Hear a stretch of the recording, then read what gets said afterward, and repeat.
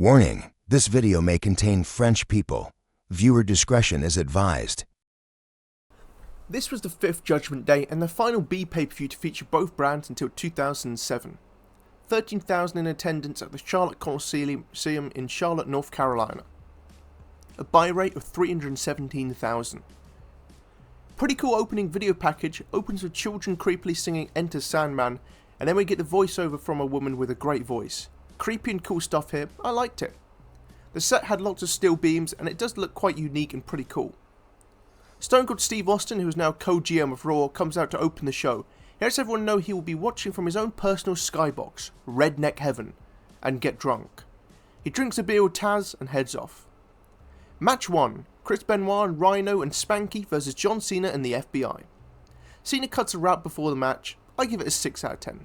It had Mafia references, as he is teaming up with the full-blooded Italians, Chuck Palumbo, Johnny Stamboli, with Nunzio as their manager. Spanky is Brian Kendrick, if you didn't know. Kendrick does a front flip senton over the ropes before the match onto Team Cena. The FBI were getting pushed hard at this time, beating up Undertaker, Rikishi, Benoit and others. It didn't work out because no one remembers them now. It was quick paced and short at under 5 minutes, but we did fit in a good hot tag to Chris Benoit. We also get to see Nunzio taking a spear/gore from Rhino. Nunzio recovered and helped FBI beat Spanky, whom got a nasty gash around his eye from the finish. In a short but fun opener. Rating, a C. Austin gets a hot dog off a pretty woman. Eric Bischoff, the other GM, shows up. Austin gives him the hot dog and a beer. Austin being pretty kind, which is always scary. Match 2, La Resistance versus Scott Steiner and Test. Oh god, French people. La Resistance hate Steiner as he called France hell. He's not wrong though. La Resistance come out in their stupid berets and we have to hear them speak, good god. Stacy Keibler accompanies Test and Scott in a white dress looking ravishing. We get a slow entrance in the ring. She is smoking. This match sucked, but it had one nice highlight when Test slapped the shit out of Renee for doing a stupid French dance. Much deserved. Test also had a pretty decent hot tag, but the rest of the match felt underwhelming. The referee misses Test's pin, and he then gets in the ref's face. Sylvan dropkicks Test into Stacy and Steiner saves her, which builds on the tension between Test and Steiner. It gets worse when Test accidentally smashes, and I mean smashes, Scott in the face with a big boot. Double flapjack from then on, Steiner gives La Resistance the win. This match was middling. I liked the story progression, but Stacy was the highlight.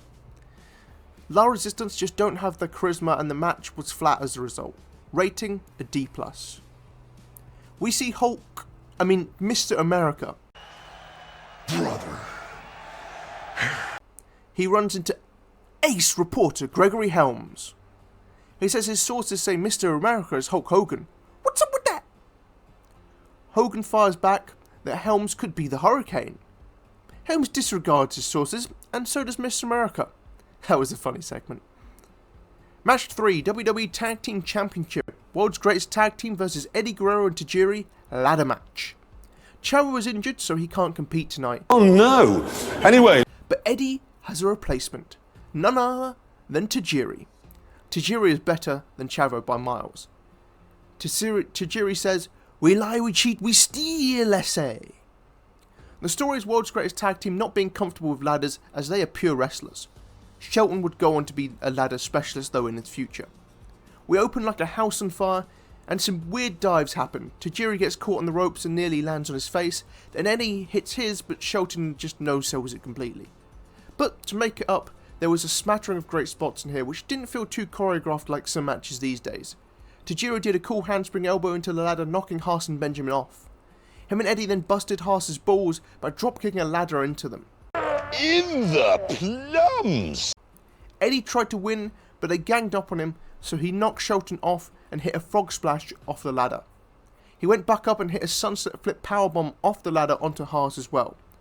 Haas took a big bump in the match, which was scary as hell when he fell off the ladder to the outside, only being caught slightly by the ropes. The best moment saw Shelton doing his crotch drops off the ladder onto Tajiri, who was laid out on a ladder being held by Haas. That was really cool. The match ends when Shelton gets misted by Tajiri, allowing Eddie and Tajiri to grab the titles and become new tag team champions. It started awkward with some mess ups, but it definitely picked up and had a lot of memorable moments. I loved the ending of the match as well. It was well paced overall, just needing a bit more drama to take it to the next level. Rating a B+. Back up to Redneck Heaven, they want to sign Eddie and Tajiri. Stone Cold gifts Eric a hamburger and a beer. He gets upset that Eric drinks beer like a non-alcoholic.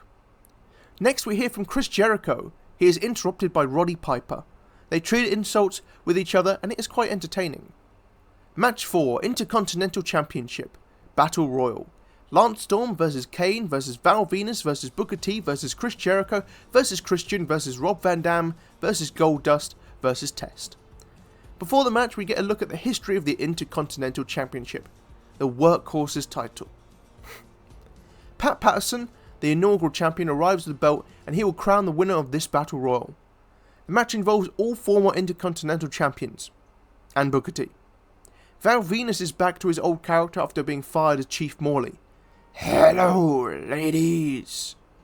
I will not lie, he does have an amazing body. I would kill to look like that. Jericho is in his WrestleMania 19 gear, and we got Goldust back. Everyone ganged up on Kane, but he overpowers all of them in a cool moment and eliminates Lance Storm. They try again and do eliminate Kane, but he is not happy and kicks their asses. Booker T then eliminates Test, Goldust eliminates Val Venis, and Chris Jericho drops out RVD all really quickly to bring us down to the final four with Booker T, Goldust, Jericho and Christian, two sets of friends. After fighting for a bit, Booker and Goldust both hit Shattered Dreams, then Booker T does his Spinneroonie. Goldust tries to throw out Booker, but he reverses it and Goldust is out of here. Booker fights them well 1-on-2, and Jericho goes for a lion salt, but Christian pushes him over the top and eliminates him. Jericho is livid. Booker T and Christian go at it, and in the end Booker T eliminates Christian and becomes the new Intercontinental Champion. Except the ref got knocked out in the process and didn't see Christian get eliminated. So Christian decks Pat Patterson, vile, then he decks Booker with the belt, and with the referee back up he throws out Booker T and wins the match, becoming Intercontinental Champion. The match went quick to get to the final four, it picked up with the final three and kept getting better, but the ending was disappointing. Rating a C. Match 5, Sable vs Tori Wilson Bikini Contest. Ooh, yes. Ooh. We see Sable's sexy legs as she saunters over to Tori Wilson, who is preparing for the bikini contest.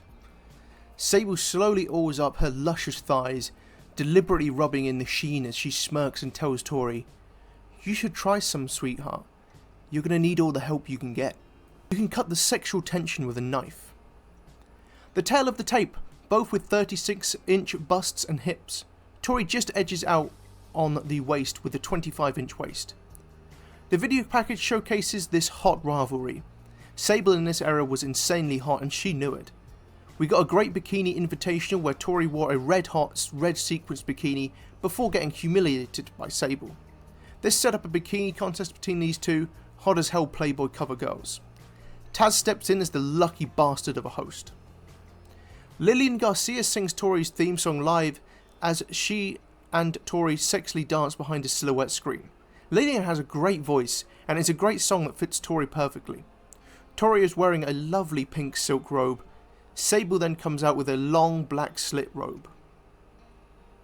Sable begins the contest and opens up her robe, revealing a sexy small leopard print bikini top and thong. She looks absolutely incredible. She bent over and wiggled her ass, and as an ass man, I appreciated this. She slowly dropped it low and then wiggled her hips. As she went low again, which was hot, she's got hips to die for. More wiggling of the booty followed, and she topped it off by bending fully over to pick up her robe. Oh boy, that would be tough to top. Sablelicious indeed. Tori slowly disrobes her pink robe to reveal a black bikini set with Playboy bunnies adorned on it. Her body is flawless, toned yet soft in all the right places, and I love her sexy walk as it is great when she gyrates and bends over. She spanks her beautiful ass, plays with her long luscious blonde hair, gyrates, fills up her voluptuous breasts and body. It is neck and neck, or more breast and breast. They ask the audience to pick a winner and both get standing ovations as they should. They try again as it is too close to call. Tori grabs the mic and says that she wasn't quite finished yet. Hey, I'm not going to complain. She walks forward and lordy lord, she undoes her bikini bottom to reveal a teeny tiny silver sequenced thong. The crowd erupts. My lord, her arse is gigantic and perfectly sculpted, and to make it better, she gives it a little wiggle. She then unties her top, revealing an even smaller silver sequenced bra. She does her sexy walks, spanks her ass again, and she has won in every way. I like their butts. But the segment does actually get even better somehow. Tori wants to make sure there are no hard feelings. Well, that is impossible. Oh, she means with Sable.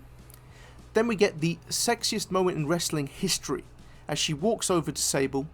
The two get face to face, chest to chest, their breasts pressed against each other, and then they kiss each other on the lips. The first thing you need to know is, I have an erection. Taz falls over, as I would in that situation too. Just amazing. Tori leaves as Sable stares seductively, and we see Tori bending over to Gal with the thong, leaving little to the imagination.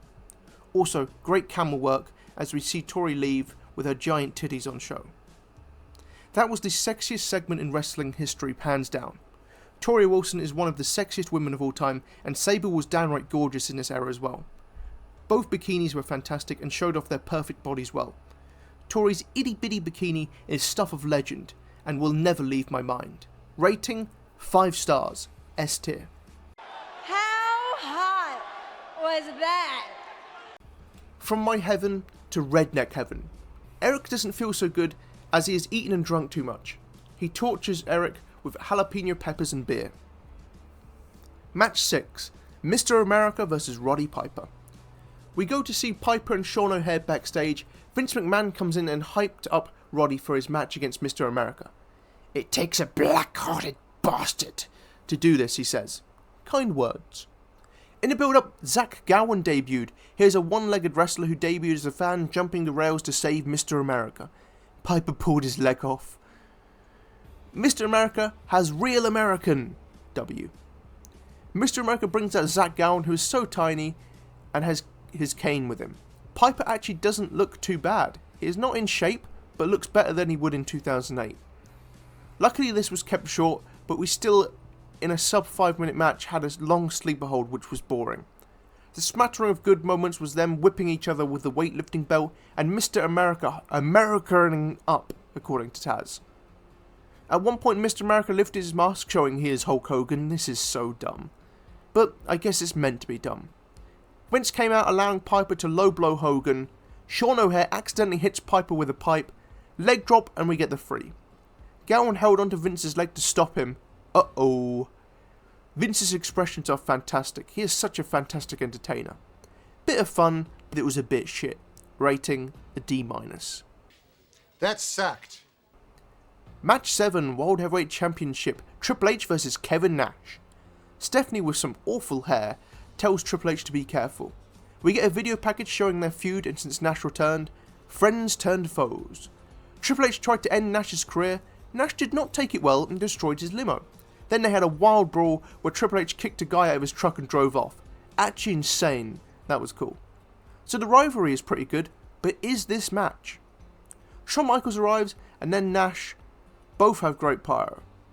Triple H is in his lovely purple again. Nash doesn't wait for Triple H and beats him up on the ramp while Shawn and Flair fight to the back. Hebner gets clotheslined down, allowing Triple H to kick Nash in the balls. In the plums. He then undoes the buckle, which leads to his head going into it, allowing Triple H to hit the pedigree, where Nash shockingly kicks out in a fantastic near fall. Thus, Triple H gets his trusty sledgehammer and hits Hebner with it and gets DQ'd, but retains the title. Post-match, Nash jackknife powerbombs Triple H. He then brings him to the announce table. Even Shawn gets pie-faced trying to stop him. Nash does an awesome jackknife powerbomb through the announce table. It looked epic. The match was fine, and the ending sucked, but the post-match made up for it slightly. A rating, a C. Back in redneck heaven, now we have chicken wings. Eric throws up out the window and Austin pours beer on his face. Match 8, Women's Championship. Victoria versus Trish Stratus versus Jazz versus Jacqueline.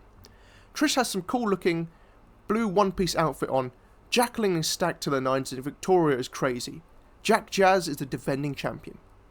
They don't have much time, so they just go all out action with little wasted motion. Not gonna lie, it's quite fun. Everyone did a great job and had good performances. Jazz and Trish continued their amazing chemistry, they worked so well together.